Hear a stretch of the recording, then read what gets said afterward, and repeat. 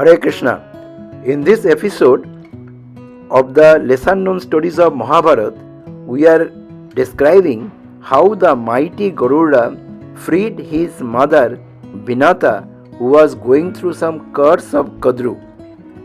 If you have not seen the other episodes of my lesser known stories of Mahabharata, you can go to the description where some link has been given, or click to the playlist where that playlist I have mentioned.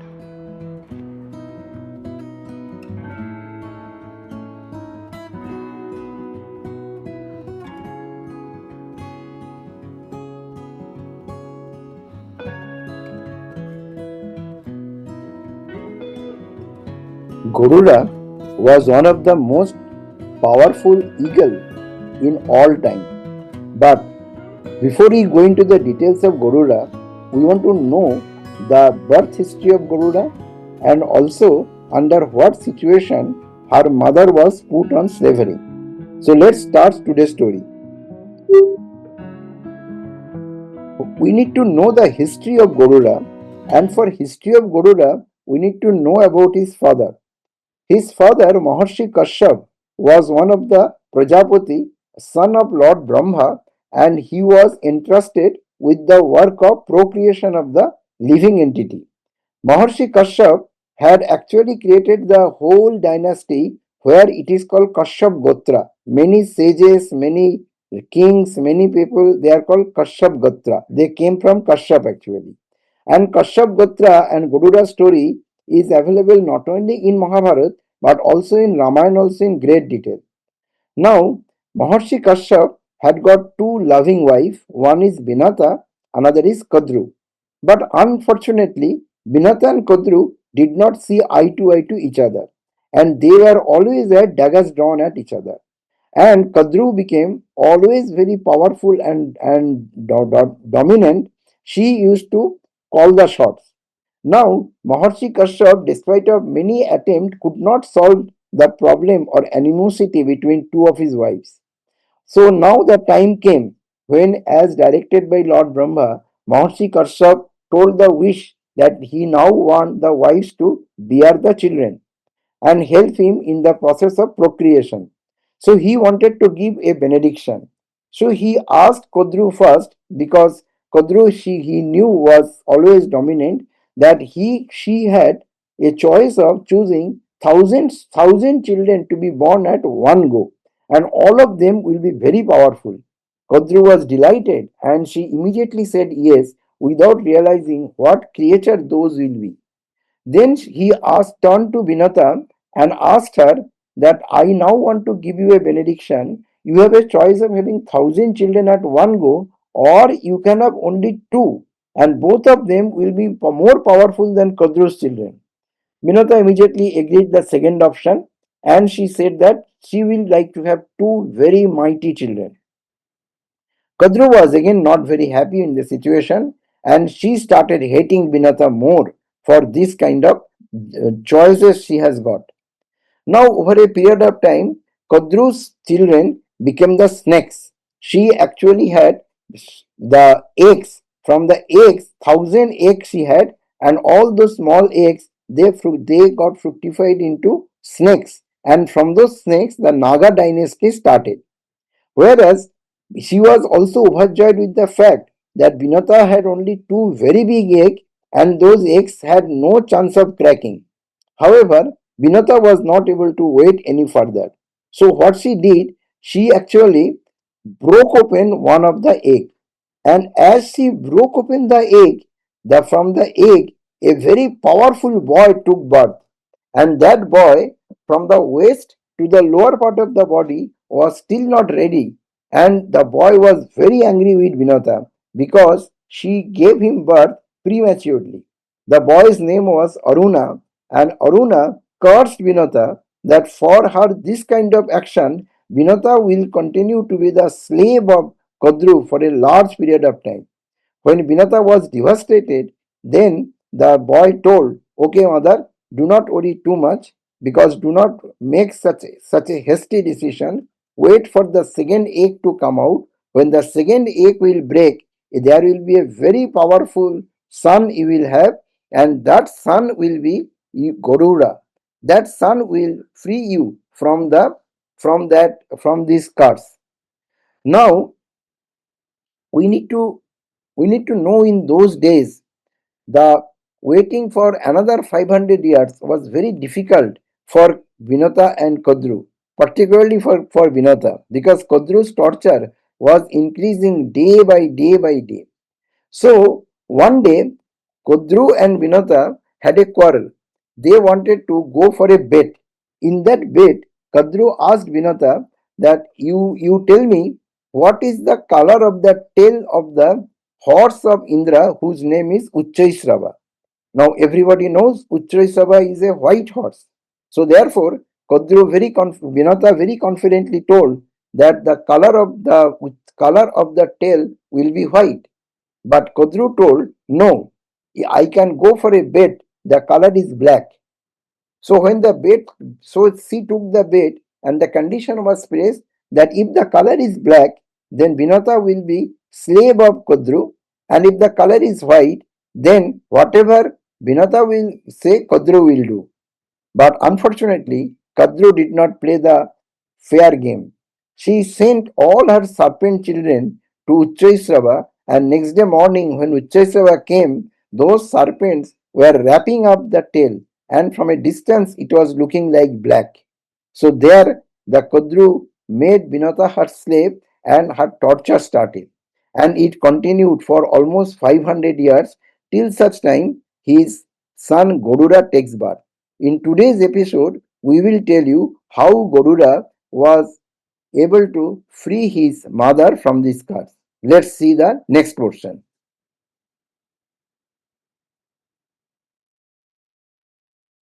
When Garuda took birth, Vinata was extremely happy.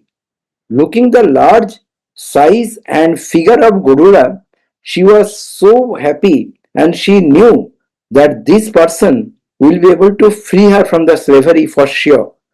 Garuda had a large face of an eagle, a human-like body with very strong arms and feet and very wide chest, and also more important, he had very strong two wings which is much stronger than any large size eagle. And Garuda, even when he was not only so strong physically, he was intelligent, he knew the shastras, he knew the scriptures, and he was fully ready to take over the his siblings like the Nagas and all. So Garuda, when he grew up, he was becoming very restless that his mother is in this condition. So therefore, he was actually asking to his mother how he can serve so that he can free her. The only option was to talk to his stepbrothers, the Nagas. So Garuda went and spoke to them and asked them, look, I want to free my mother. You tell me what you want so that you can let her free. Nagas had lot of thought, and then they considered we need to get something done which is almost impossible to be done. So Naga king told Garuda, the only option by which you can free your mother is if you can grant us the Amrut, which is called a nectar of ambrosia from heavenly planets. Garuda was surprised because getting nectar of ambrosia from heavenly planet is extremely difficult, because nectar of ambrosia, the Amrut, is very carefully protected by Devraj Indra and his large army. But then, if you do not take the risk, you cannot win. Only risk takers are only the people who can do in the life. So Garuda agreed to that proposal, and he said he will get the Amrut, but the condition is that the as he will deliver the Amrut only if his mother is freed. The Nagas agreed to that point. Then Garuda was thinking how he can accomplish this difficult job. And in the process, he thought he should get blessings of many people. So, for getting blessings of the people, he first went to his mother and he told mother, I am going to do a large job. Please give me blessing that I succeed. His mother said, his mother gave him three benediction. She told, that your wings will be protected by none other than Vayu Devta. Your lower part of the body will be protected by none other than Surya Devta, and your rest part of the body will be protected by Varun Dev. So, because these three devatas will protect his three important part of body, he will be almost invincible. Garuda was very happy, and he went to his father and asked him, "Oh father, oh learned man, tell me what blessings you can give me, what advice you can give me, how I can get this difficult job accomplished." So his father said, "Son, you are very hungry now. You need to go lot of ways to the heavenly planet and do accomplish very difficult tasks. Why don't you have a sumptuous meal first?" So Garuda was very surprised, and his father said, "You know, in the far mount on the far north of the Sumeru Parvat, there is a large lake, and in that lake, one tortoise and one elephant is fighting for many ages.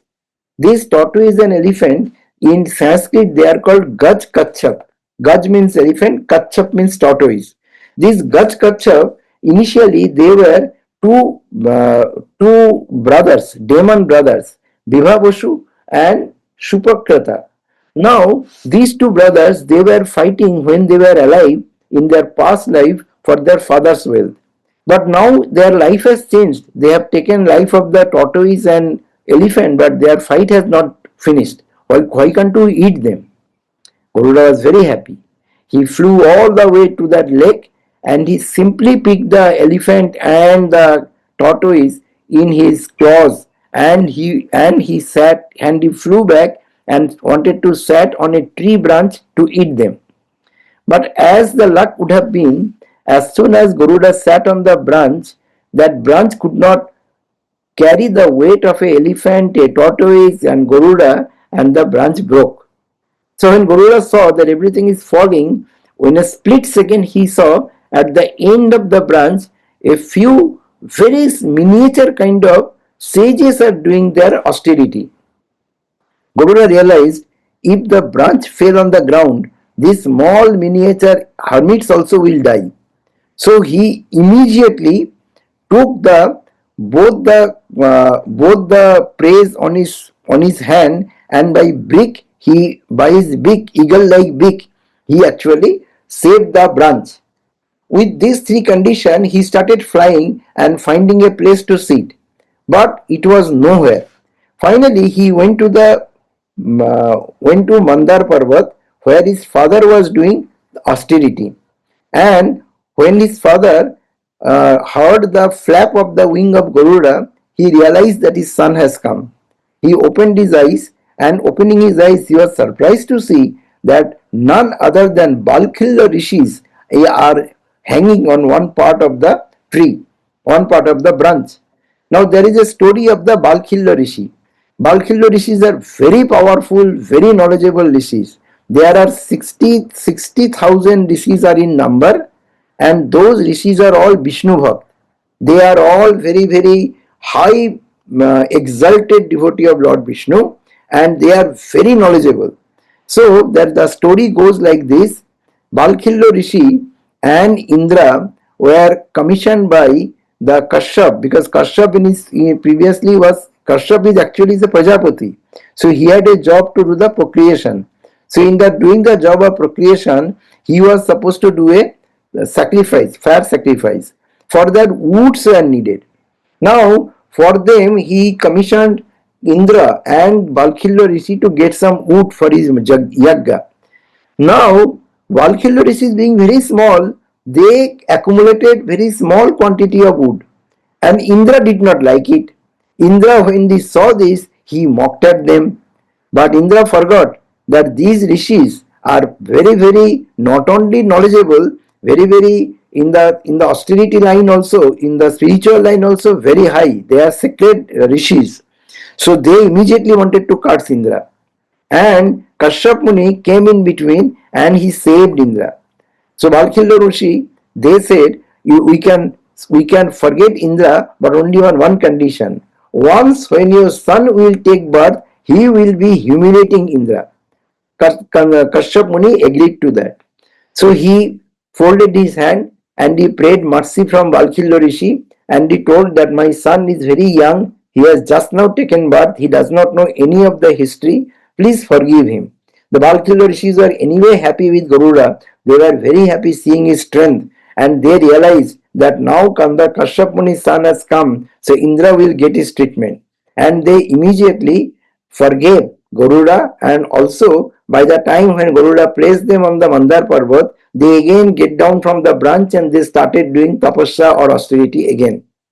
Now Garuda immediately broke open the tortoise and elephant, ate them up, and then he took the permission from his father and flew to the heavenly planets.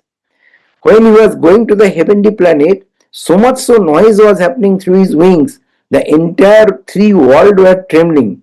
And the heavenly planet, there were a lot of commotion. People were actually running from helter skelter. That what can happen? What will happen now? Now under that condition, immediately the Devatas went and told Indra that a very big bird, eagle-like bird, is coming flying towards heaven. Indra knew, but Indra thought that it is not time to fight, because anyway he is coming from Nectar. His father has already told Garuda there are three layers of barricade. Garuda does not know what are those barricades. So let him cross the barricade, then I will see. Garuda, when he landed in heavenly planet, he saw the first barricade is a huge army of Indra. They are so huge. From one side of the army and another side of the army end, it was looking like a huge ocean. So what Garuda did? He actually increased his volume very high. His size he made so high, and with the flapping of the wind, he created a whirlwind of the storm kind of situation. With that, the entire army got completely covered with dust. And before they could think anything, Garuda just took all of them together in his hands and threw them away. And because they were not able to see under the storm, they could not fight even. So the first hurdle has gone. He was actually praying to continuously to his father, because he knew that to fight with so many armies is not joke. Then the next hurdle, it was very difficult to cross, and Garuda did not know how to handle that, because the next hurdle was a towering inferno of fire. That fire nobody can cross, and Garuda knew for sure that if he wants to cross the fire, he will get burnt. So what Garuda did, he again prayed for the intelligence from his father and mother. And what he did, he actually flew back large distance, as if people are thinking that he is going back. And then he made his body huge. After making his body huge, with his beak, he took a large amount of seawater and he put that water on the fire, and the fire got doused. So when the entire fire got doused, then the second hurdle also gone. Then the third hurdle came in front of him.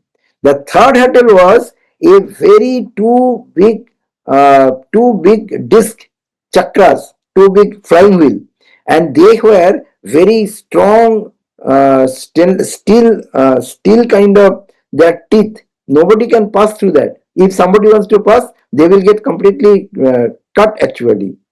Now, when Garuda was seeing that, he also saw that other side of the flying wheel there are two big snakes, and those snakes are protecting the nectar. So how Garuda can fight these two large wheels? He cannot fight. Even if he fights them, if he wins, he will die. He will die, because those are representative of Kal. So what Garuda did at that time? He actually shrinked himself so small that he was smaller than a fly, and became a smaller than fly. He easily passed through the large wheel's teeth and went inside. Now it is a good lesson we need to learn. We have seen when Hanumanji went to Lanka, when Lankini was challenging Hanumanji, he became very small and he fought with Lankini. Now, oh, I'm sorry. Yes, he fought with Lankini and he passed her away. Similarly, here Garuda also, he also became very small and he passed through that gate. So we should know at situation when we should shred our ego and become small. A devotee always thinks that at time he can become small. But a demoniac kind of person, he has so much of ego, he cannot make himself small. And therefore he cannot win those situations. Now once enter on the other side of the wheel, Garuda had a bigger problem. Now the wheels are running at very large speed, and in front of him there are two snakes, and they are protecting the nectar pot. How Garuda can go there? So what intelligence he applied, he now became very big, very, very big. So big that actually with that his size, the mechanical arrangement by which these wheels are working that broke open. And not only broke open, he was so big, he just put the snakes under his fist and killed them. Now, when he did so, Indra appeared. Indra was under opinion so long that there is no need of fear because there is so much of protection for the nectar. When Indra saw that the entire nectar has gone, then he appeared and he started fighting.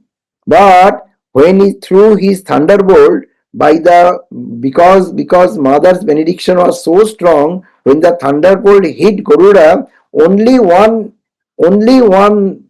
uh, small feather of Garuda fell down. Nothing happened to him. On the contrary, when Garuda hit Indra with his paw, Indra got at least many miles he went and fall down actually. So he was thoroughly humiliated in front of his entire subjects. Then Indra realized there is no point of fighting Garuda. So he then thought that it is better if Garuda is in his side, he can use Garuda to fight the demons. So he told Garuda, "Oh Garuda, you are son of Kashyap Muni. You are so powerful. Why don't you become friend?" Garuda is okay. He only wants the nectar. Indra said, "I can give you nectar, but at one condition. You have to ensure that you can take the nectar, free your mother, but the Nagas should not be able to drink nectar." Garuda said, "It's okay. I will try that." So then he took nectar and he flew back to the Naglok. When he flew back to the Naglok, the Nagas were surprised. They didn't even think that sometime Garuda can bring the nectar. So there were lot of commotion, there were fight, who will try to eat the nectar first. Nectar pot was kept on the grass and Garuda was also enjoying. And then Garuda told them, "Brothers, why are you fighting among themselves to eat nectar? There is enough nectar for everyone. But you cannot drink nectar like this. It is nectar, nectar of ambrosia, amrut. You need to take bath first. You have not taken bath for a long time. Take bath and be sacred. Then only you can drink nectar. Otherwise, the impact will not be there." Nagas thought, yes, it's a good plan. So they went for a bath, imagining that Garuda will protect the pot. But as per condition, because he brought the nectar, his mother was free. Now his mother is free. Nagas have gone to take bath. He called Indra. Indra came, he took the nectar pot and was flying away. When Nagas came back, they saw Indra is already many distance away with the flying pot. So he said, "Oh my God, how can we fight Indra?" Now they can't do anything because the Indra was already flying back. Now the Nagas become very angry with Garuda. But Garuda, they can't do anything to Garuda because Garuda is also flying with his mother. So Indra said, "You are extremely clever. You are very powerful. You ask a boon from me. You have saved the nectar also from the Nagas." That is one thing. Because the nectar pot was kept on the grass, the Nagas started licking the grass, and in the process their tongue got slit. So today also, if you see a snake, you will see the snake's tongues are slit actually. So what boon you want? Garuda said, "You give me only one boon. These Nagas, these snakes should be my natural food. Because they are so many in number, I will have never problem in having my food." Indra said, "Tathastu." So Garuda jumped on the snakes and started eating them. So they got bewildered, devastated, and they all ran away. So since then, Garuda was the largest enemy of the snakes, and snakes were afraid of him. Now, seeing all this thing, Lord Vishnu came down and he said, "Garuda, you are such a powerful bird. such an intelligent person, such a good person at heart, and also son of Kashyap Muni, you deserve to get a boon from me. And that boon is that you will be my official career. So Vinata was very happy because she was free. Her one son is the carrier, the charioteer of Suryadev, and his second son is official carrier of Garuda. So now everybody is happy. The Kashyap Muni is happy, Garuda is happy, Arun is happy, Vinata is happy. Now Kadru had a problem now. Because now she sees whatever gain she was gaining in the beginning, all gain has gone. Now, what she did after that, that will be another story. I don't want to get into that. Today's story's focus was how Garuda freed his mother. I hope you have liked this. If you really like this, please comment on me. Please contact me. We can have more discussion. And if you really want to read the other videos or other episodes, these are available in the description, or you can simply comment me. I will give you the link. Hare Krishna.